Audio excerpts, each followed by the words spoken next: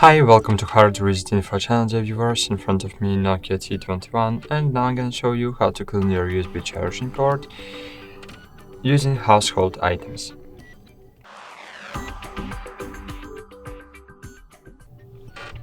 So firstly, you need to remember one rule: never use metal objects to clean the connector so as not to damage your USB charging port. I suggest to use an old toothbrush, which you no longer use.